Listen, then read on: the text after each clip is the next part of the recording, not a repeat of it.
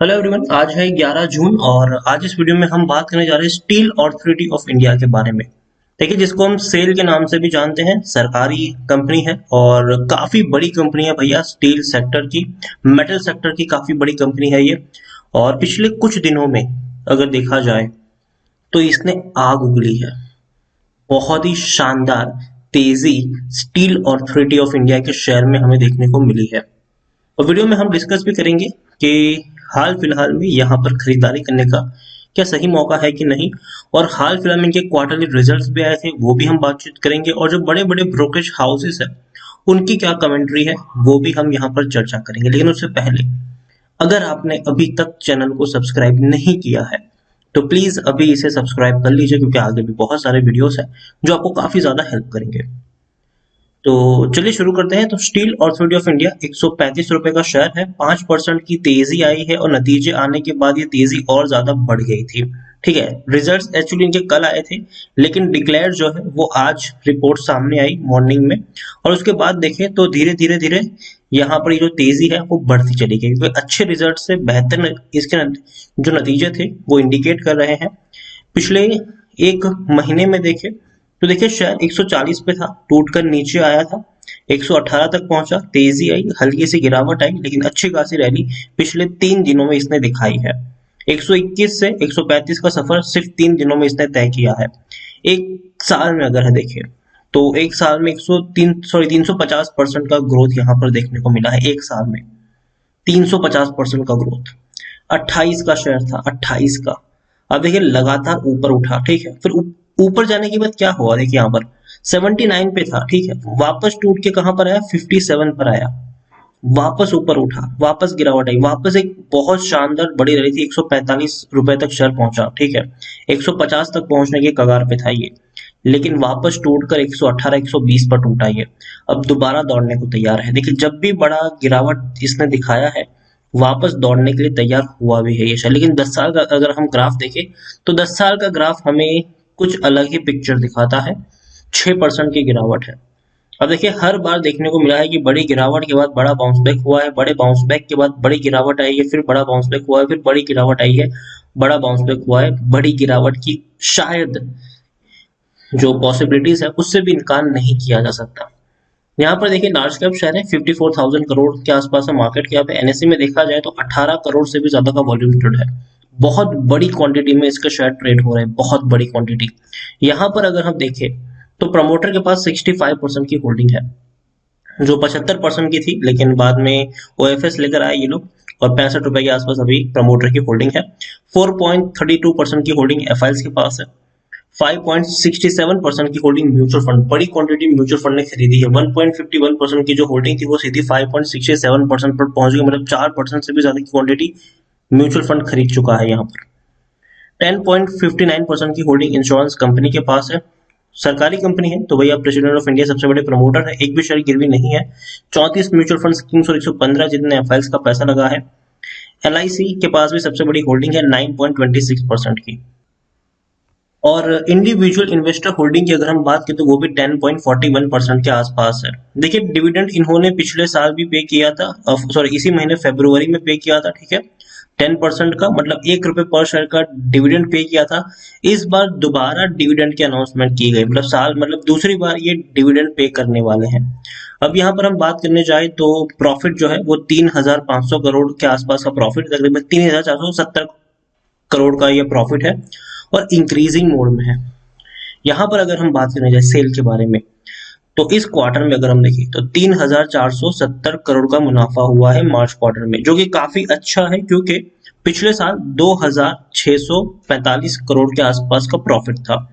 तो उसके कंपेयर में 3,470 करोड़ का प्रॉफिट अच्छा है। इवन पिछले क्वार्टर में जो प्रॉफिट था वो उतना ज्यादा नहीं था, वो भी अगर हम देखें तो 1,500 करोड़ के आसपास का प्रॉफिट था। तो पिछले साल के कंपेयर में, पिछले क्वार्टर के कंपेयर में एक बढ़िया मुनाफा इन्होंने कमा कर दिया भी है।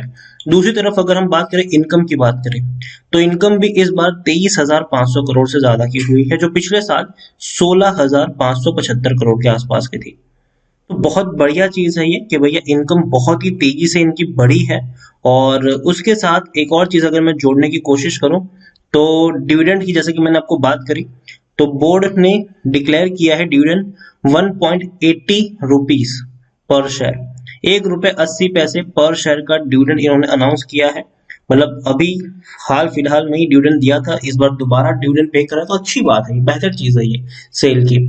यहाँ पर अगर हम बात करें तो एक नेगेटिव खबर है कि आईसीआईसीआई सिक्योरिटीज ने सेल को बेचने की सलाह दी है और 99 रुपए का टारगेट प्राइस इन्होंने दिया हुआ है, क्योंकि शेयर उनका मानना है कि शेयर काफी ज्यादा बढ़ चुका है, यहाँ से थोड़ी बहुत आपको प्रॉफिट बुकिंग देखने को मिल सकती है। जबकि दूसरी तरफ आईडीबीआई कैपिटल ने खरीदारी करने की सलाह दी है और 152 रुपीज का टारगेट प्राइस दिया है।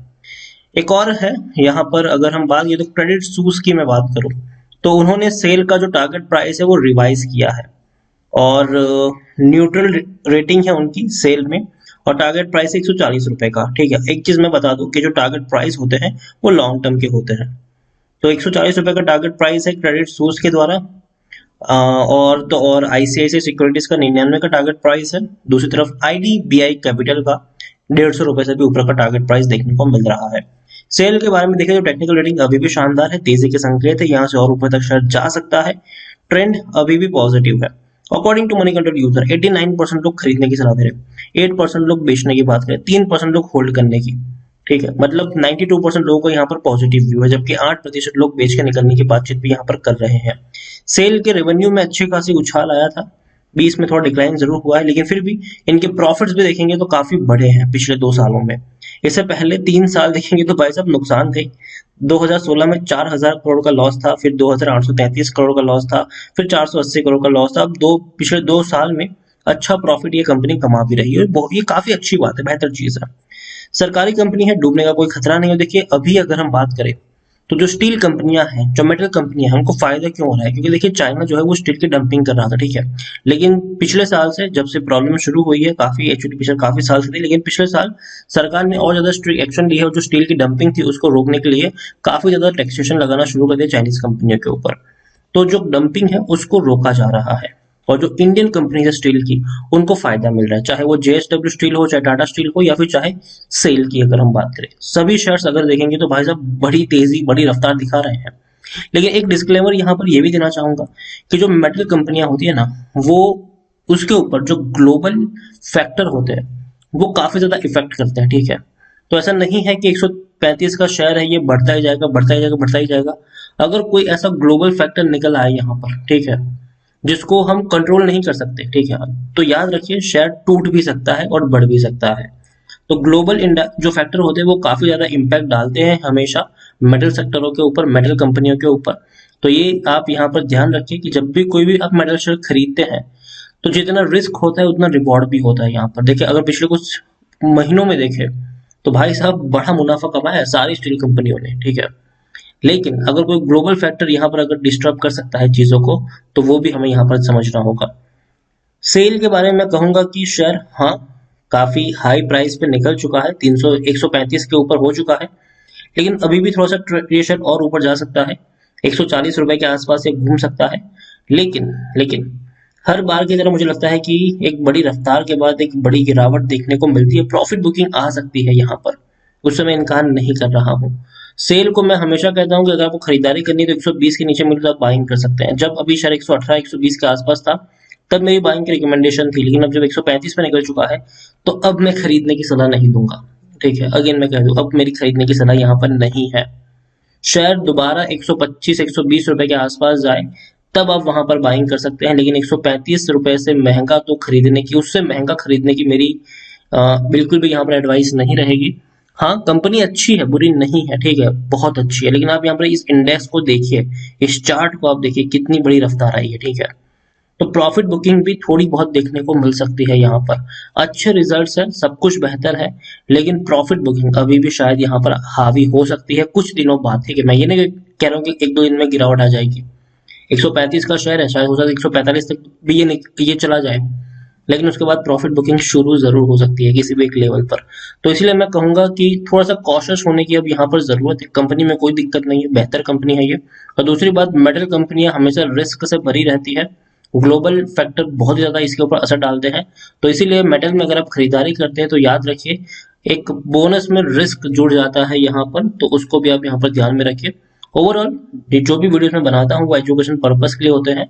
खरीदारी अगर आप करते भी हो तो याद रखिए अपने खुद से भी रिसर्च करना बिल्कुल मत भूलिएगा यहाँ पर। तो वीडियो को यहीं पे एंड करूंगा। पसंद आया हो तो लाइक और शेयर कर, चैनल पर अगर पहली बार है तो प्लीज सब्सक्राइब करें, और स्टील अथॉरिटी ऑफ इंडिया के बारे में आप क्या सोचते हैं वो भी आप मुझे कमेंट में लिखकर बता सकते हैं। Thank you.